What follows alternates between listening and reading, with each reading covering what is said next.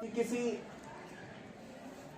Species द्वारा इलेक्ट्रॉनों का त्याग करना, किसी स्पीशीज द्वारा इलेक्ट्रॉनों का त्याग करना ऑक्सीडेशन कहलाता है, ऑक्सीकरण कहलाता है।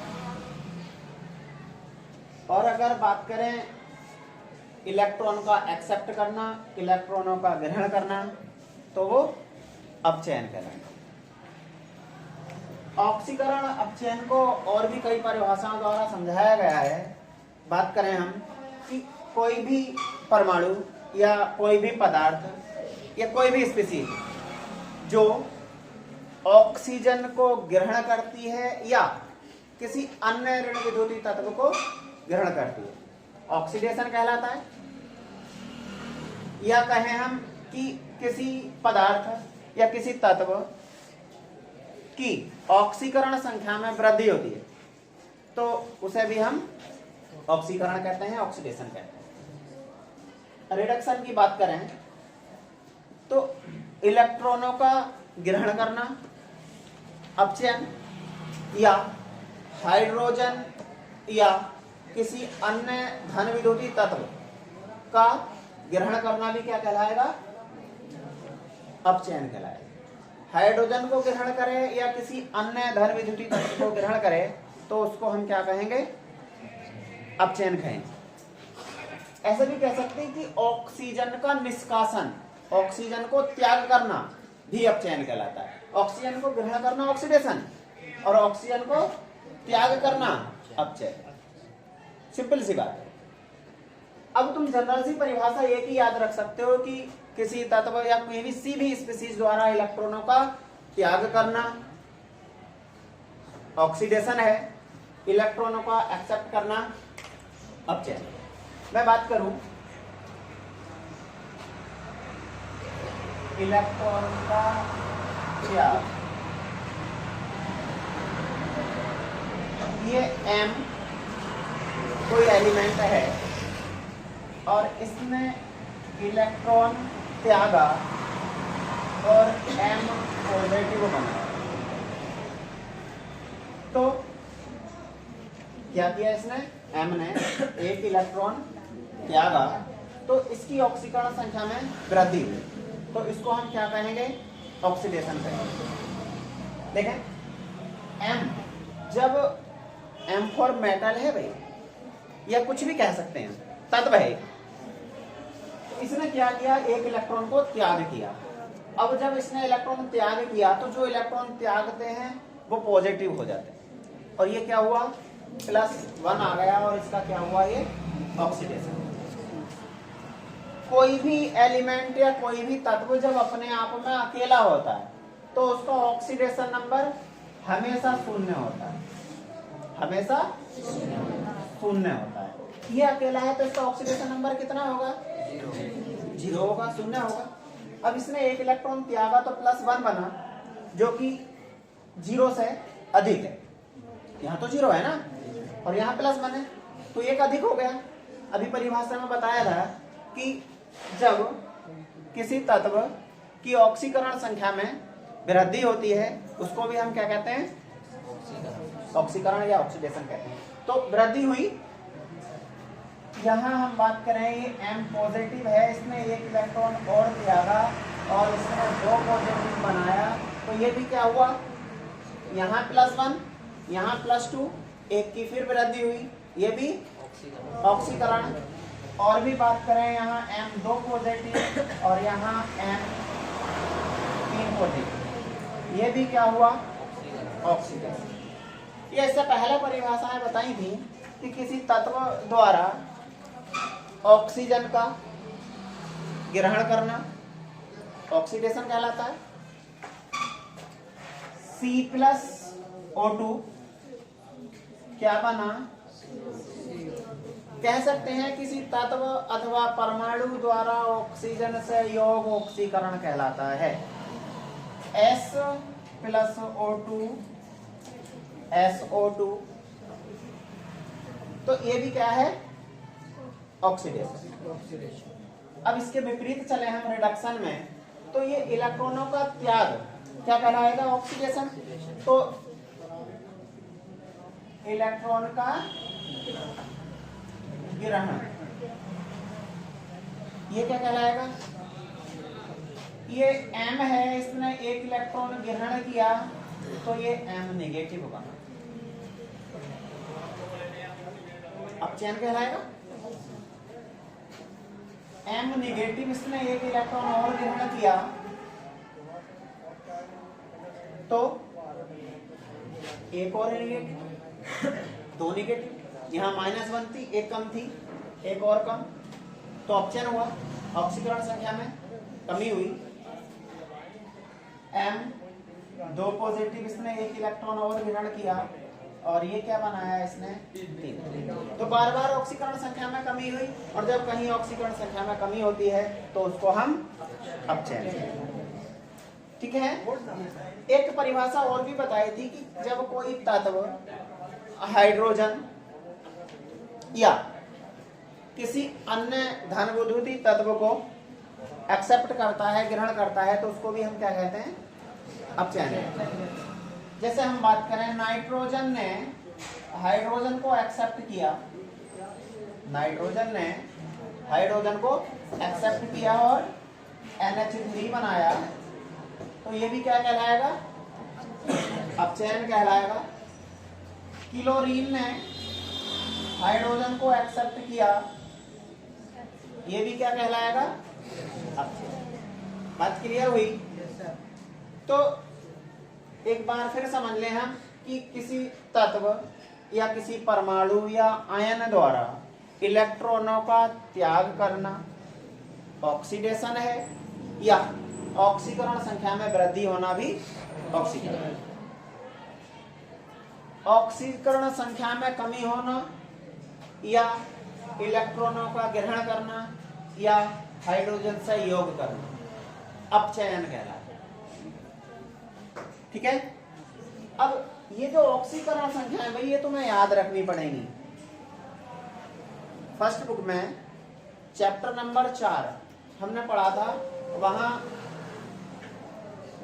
स्ट्रक्चर्स पढ़ी थी, संरचनाएं, लुईस डॉट सिंबल्स पढ़े थे, Lewis LDS, Lewis dot symbol, जहां हमने बॉन्डिंग पढ़ा है ना चैप्टर, केमिकल बॉन्डिंग पढ़ा था, सहसंयोजक आबंध, उपसहसंयोजक आबंध और आयनिक आबंध। तो वहां हमने कुछ तत्वों के बाह्य कोश में इलेक्ट्रॉनों की संख्याएं भी लिखाई थी, शायद लिखाई थी, तो उसी से देखें थोड़ा सा।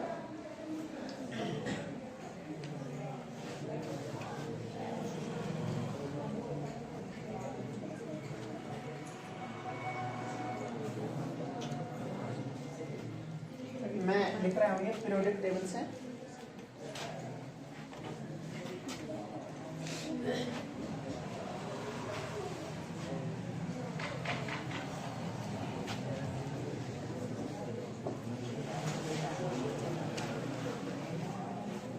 ग्रुप फर्स्ट, इसमें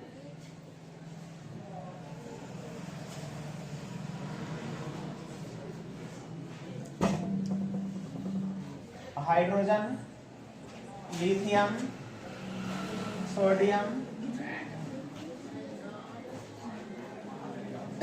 पोटेशियम, रुबिडियम, सीजियम, ये रेडियो एक्टिव एलिमेंट है, इसे छोड़ सकते हैं, और इन सभी का ऑक्सीडेशन नंबर होता है +1। ग्रुप सेकंड की बात करें तो सेकंड में कौन कौन से एलिमेंट आते हैं, बताओगे कोई?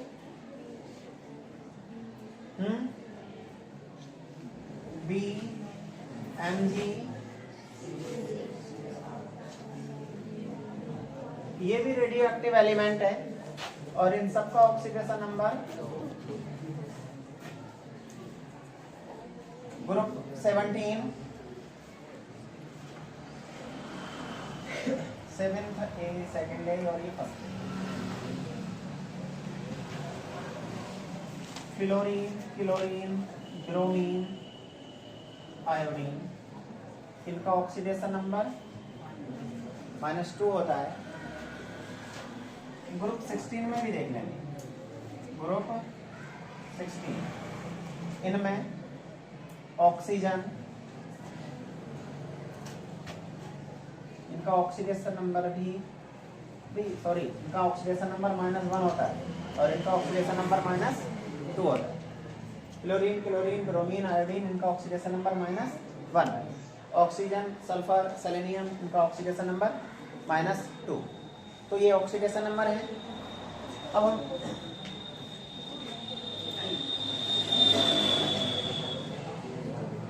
कुछ और देखते हैं।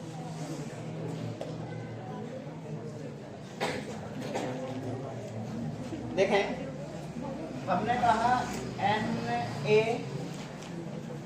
का ऑक्सीडेशन नंबर, हाइड्रोजन का ऑक्सीडेशन नंबर, Cl का ऑक्सीडेशन नंबर, हमने कहा Na पॉजिटिव का ऑक्सीडेशन नंबर, Cl का ऑक्सीडेशन नंबर। अब हम आगे पूछते हैं NaCl में Na का ऑक्सीडेशन नंबर, NaCl में Cl का ऑक्सीडेशन नंबर।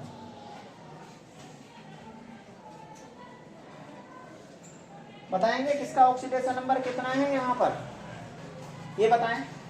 सोडियम का ऑक्सीडेशन नंबर कितना होता है बताओ। Na का ऑक्सीडेशन नंबर +1, अभी लिखा है भाई, कितना होता है +1, ठीक। हाइड्रोजन का ऑक्सीडेशन नंबर +1, Cl का ऑक्सीडेशन नंबर कितना होता है? क्या ये सही लिखा रहे हो? हमें जो हम ये लिख रहे हैं ये सही लिखा रहे हो? बताओ। नहीं, फिर क्या होंगे बताएं। नहीं, ये नहीं होंगे, यही तो ध्यान रखना है। क्या होंगे फिर जी बताएं। अभी बताया था भाई तुम्हें, जब कोई तत्व अकेला होता है अपने आप तो उसका ऑक्सीडेशन नंबर कितना होता है? तो क्या होगा इसका? इसका कितना होगा? इसका कितना होगा? अब यहाँ कितना होगा? यहाँ देखें, यहाँ +1 होगा। क्यों? ये दिया है, जिसके ऊपर जितना नेगेटिव उसका ऑक्सीडेशन नंबर उतना पॉजिटिव, जिसके ऊपर जितना नेगेटिव उसका ऑक्सीडेशन नंबर उतना ही नेगेटिव होता है। ठीक है, तो देखो यहाँ पर तो ना तो पॉजिटिव है ना नेगेटिव है, तो 0 होगा। ऐसे यहाँ, ऐसे यहाँ, लेकिन यहाँ सोडियम के ऊपर एक पॉजिटिव है तो सोडियम का ऑक्सीडेशन नंबर +1, Cl का ऑक्सीडेशन नंबर -1। कैसे पता लगा? अब हम बात करते हैं NaCl में सोडियम का ऑक्सीडेशन नंबर। अब यहाँ बताएं, चलो जवाब आया 0। और बताएं, हाँ NaCl में Na का बताना है और NaCl में ही Cl का भी बताना है। बताएं ये ऑक्सीडेशन नंबर। एक किसका? एक किसका? Cl का या सोडियम का? Na का? किसका? जल्दी बताएं। देखें भाई, अब सोडियम क्लोराइड क्या है? एक यौगिक है और यौगिकों में ऑक्सीडेशन नंबर या तो प्लस का होगा और उनमें से कुछ एलिमेंट्स का माइनस का भी होगा। अगर मैं बात करूं कि ओवरऑल ऑक्सीडेशन नंबर NaCl का कितना है, तब उस कंडीशन में 0 आएगा। ओवरऑल ऑक्सीडेशन नंबर NaCl में तो 0। देखें NaCl ये नेगेटिव है और ये पॉजिटिव, तो क्लोरीन का कितना होता है? -1। तो ये क्या होगा? -1। और ये क्या होगा? किसी भी कंपाउंड में जो उदासीन है तो उसमें जितने नेगेटिव आयन होते हैं उतने ही पॉजिटिव आयन। तो यहाँ पर एक नेगेटिव है तो एक पॉजिटिव होगा और ये आपस में कैंसिल और ओवरऑल ऑक्सीडेशन नंबर क्यों? क्लियर है ना? तो NaCl में Na का ऑक्सीडेशन नंबर 0। अरे भाई +1 अभी यही बात बताई थी। और NaCl में Cl का ऑक्सीडेशन नंबर -1 +1 और -। ठीक है, अब चलो हम और कुछ पूछते हैं अब आपसे। हमने लिखा H2SO4 में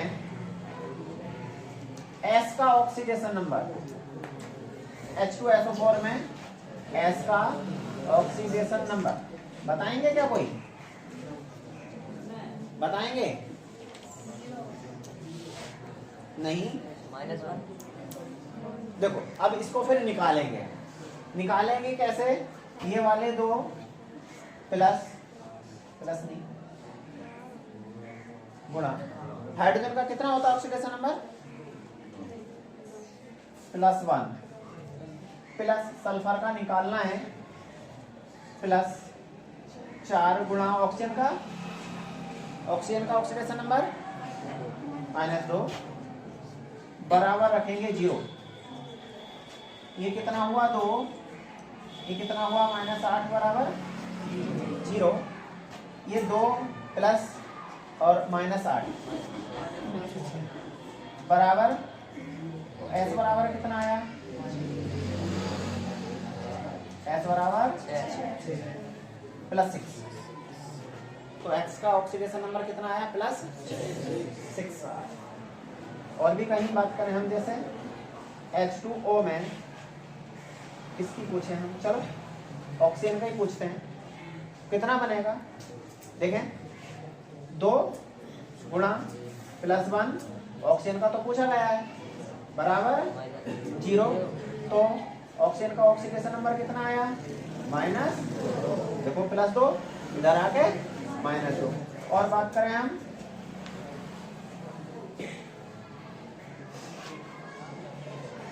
HNO3 में नाइट्रोजन का ऑक्सीडेशन नंबर, हाइड्रोजन का कितना होता है भाई? +1। तुम्हें नाइट्रोजन का चाहिए ये वाले 3 ऑक्सीजन -2 बराबर 0। तो ये क्या हुआ देखें, 1 + n -3 दूनी बराबर, तो नाइट्रोजन कितना आया? +5। ठीक है, बाकी कल पढ़ते हैं।